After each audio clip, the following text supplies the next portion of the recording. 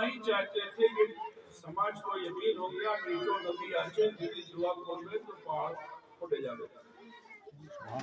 तो उन्होंने क्या कहा था कि पहाड़ से एक ऊँटनी निकाली है जो समतल जमीन पे आके बच्चे को जलते।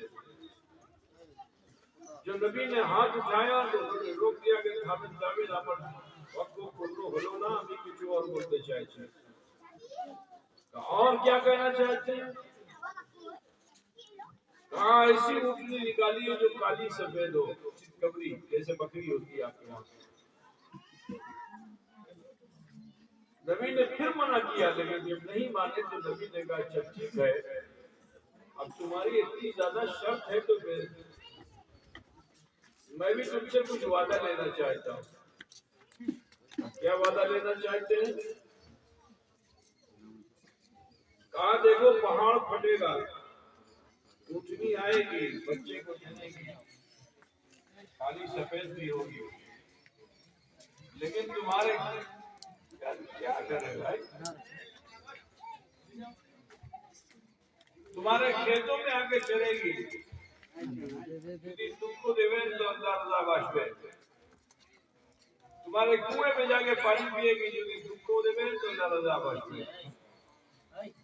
तो खेत में चलने के लिए तो उन्होंने इतराज नहीं किया, मगर कुएं पे पानी पीने के लिए जो है उन्होंने ये कहा कि एक दिन आमीन जो खाबो, एक दिन ऊँटनी खावे।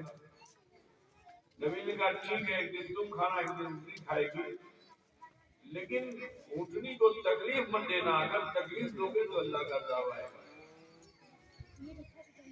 कौम ने कहा ठीक है, हम तकलीफ नहीं देंगे, आप दुआ कीजिए।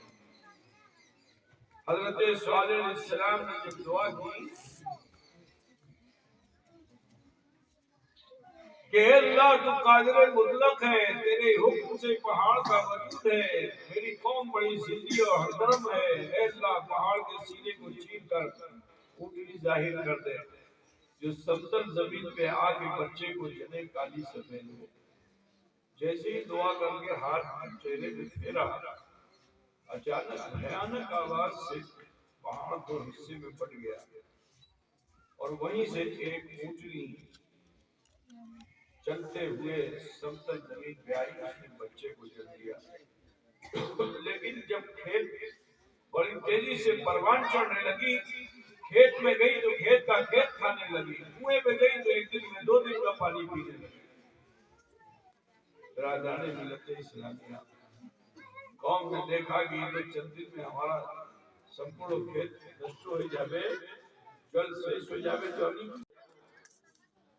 तो उन्होंने प्लानिंग किया कि एक ऊँट अच्छे हमारे समाज बेसी बड़ो अच्छे, इसको ज़बह करके मोटी मोटी खा जाओ, न रहेगा ऊँट, न हमारे खेत जाएंगे, न हमारे कुएं का पानी जाएगा। उन्होंने ऐसा ही किया, उस ऊँट को ज़बह करके मोटियां तकसीम कर डाली। लेकिन फिर कहरे इलाही उन पे नाज़िल हुआ और वो कौम को अल्लाह ताला ने 2 पहाड़ों के दरमियान मिला के उनकी हस्ती को शेष कर दिया। लेकिन कुर्बान जाओ अपने आका मौला अहमद मुस्तफा मोहम्मद मुस्तफा सल्लल्लाहु अलैहि वसल्लम पर, जिनके उम्मती होने की बुनियाद पे अल्लाह नबी ने हमसे नहीं फरमाया, अल्लाह फरमाता है मा अताकुम रसूल फखुजू मा नहाकुम अन्हु फंतहू, যেটা তোমাকে रसूल ने যেটা দিয়ে দেন, যেটা নিষেধ করে দেন সেটা নেবেন না। तो जानते हो वो सहाबा किराम जिन्होंने रसूलुल्लाह के हाथ पे हाथ दिया था, इस्लाम लाए थे, उनकी भी आदतें पहले बहुत खराब थी। जुआ वो खेलते थे, शराब वो पीते थे, ज़िना वो करते थे, जुल्म वो करते थे, चोरी वो करते थे, डाका वो डालते थे। कोई बुराई ऐसी नहीं थी कि जो नहीं करते थे। लेकिन जब दामन इस्लाम से मुशर्रफ हो गए, हाथ पे हाथ रख दिया, तो फिर तबीयत का जीना छोड़ दिया।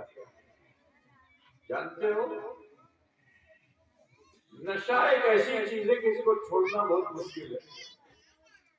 मिसाल के तौर पर कोई आदमी अगर खैनी खाता है, मिसाल के तौर पर तंबाकू खाता है, गुटखा खाता है, और डॉक्टर ने बताया कि अब अगर تم نے یہ گٹکا نہیں چھوڑا تو کینسر بڑھ جائے گا، تم مر جاؤ گے.